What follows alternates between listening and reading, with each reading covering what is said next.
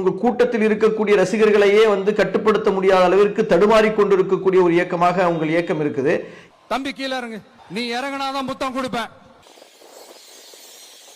கட்டுப்படுத்த முடியாமல் அந்த இளைஞர்களை பல பேர் வண்டியிலிருந்து தவறி விழுந்து அடிபட்டு இருக்கக்கூடிய சம்பவங்கள் நடந்திருக்குது. கொள்கை எதிரி என்று சொல்லக்கூடிய பாஜகவை ஏன் கொள்கை ரீதியாக எதிர்க்கிறீர்கள் என்பதை குறித்து நீங்கள் முழுமையாக ஒரு பொதுக்கூட்டம் பேசணும்.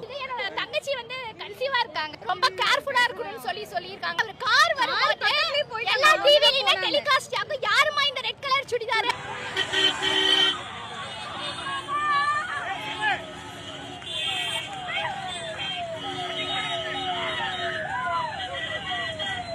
ஈரோட்டில் விஜய் அவர்கள் நடத்திய ஒரு பொதுக்கூட்டம் நடந்திருக்கிறது. அது குறித்து பல்வேறு பத்திரிகைகளில் வந்திருக்கக்கூடிய செய்திகளையும் அது குறித்த நமது பார்வைகளையும் பார்க்கவிருக்கின்றோம். சுமார் 30 நிமிடம் வரை பேசிய விஜய் அவர்களினுடைய பேச்சில் இருந்த தகவல்களையும் அது குறித்த நமது கருத்துக்களையும் இந்த காணொளியின் வாயிலாக நாம் சொல்ல இருக்கின்றோம். கரூர் விபத்திற்கு பிறகு பல நாட்கள் எந்த விதமான நிகழ்ச்சிகளும் செய்யாமல் இருந்த தாவேகாவினுடைய விஜய் அவர்கள் பாண்டிச்சேரியில் ஒரு நிகழ்ச்சியை முடித்து, காஞ்சிபுரத்தில் மற்றொரு நிகழ்ச்சியை முடித்து, இப்போது ஈரோடு நிகழ்ச்சி நடந்திருக்கிறது.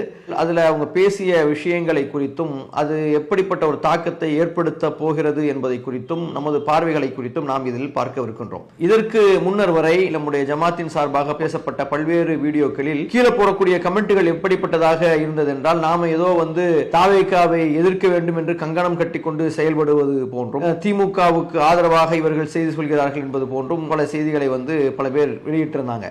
நாம யாருக்கும் ஆதரவு யாருக்கும் எதிர்ப்பு என்பதில்லை. இந்த அமைப்பை பொறுத்தவரை எந்த அரசியல் கட்சியும் சார்ந்து இல்லாத ஒரு அமைப்பு. மக்களினுடைய பிரச்சனைகளை குறித்து விருப்பு வெறுப்பு இல்லாமல் நாம் பேசக்கூடியவர்களாக இருக்கிறோம். அந்த அடிப்படையில் தாவேகாவினுடைய விஜய் அவர்கள் பேசிய பேச்சு மற்ற அனைத்து நிகழ்ச்சிகளையும் தாண்டி இந்த பேச்சு என்பது தகவல்கள் உள்ளதாக காண முடிந்தது. உதாரணத்திற்கு சொல்வதாக இருந்தால், அவர் ஆரம்பிக்கக்கூடிய நேரத்திலேயே ஒரு கட்சியை எதிர்க்கிறோம் என்றால் சும்மா பேருக்கு எதிர்ப்பது என்பது இல்லை. அது உண்மையாகவே ஒரு எதிர்க்கட்சியாக வர வேண்டும் என்று ஆசைப்பட்டாலோ அல்லது இந்த கட்சியை வீழ்த்திவிட்டு ஆட்சிக்கு வர வேண்டும் என்று ஆசைப்பட்டாலோ மக்களுக்கு தேவையான தகவல்களை சொல்லித்தான் நீங்கள் ஆட்சிக்கு வர முடியும். அப்போ அப்படிப்பட்ட கருத்துக்களை எதையாவது நீங்கள் சொல்லி இருக்கிறீர்களா என்பதை மக்கள் எதிர்பார்ப்பார்கள். இந்த மக்கள் என்று நான் இந்த இடத்துல சொல்வது பொதுமக்களை, உங்களுடைய ரசிகர்கள் நீங்க என்ன சொன்னாலும் எதை பற்றி பேசினாலும் அதற்காக விசிலடிப்பதற்கும் உங்களுக்கு ஓட்டு போடுவதற்கும் ஒரு கூட்டம் தயாராக இருந்தாலும் பொதுமக்களினுடைய கவனத்தை ஈர்ப்பதற்கு நீங்கள் எதையாவது பேசினீர்களா என்பது கவனிக்கப்படுகிறது. அந்த அடிப்படையில் இதுல ஒரு சில விஷயங்களை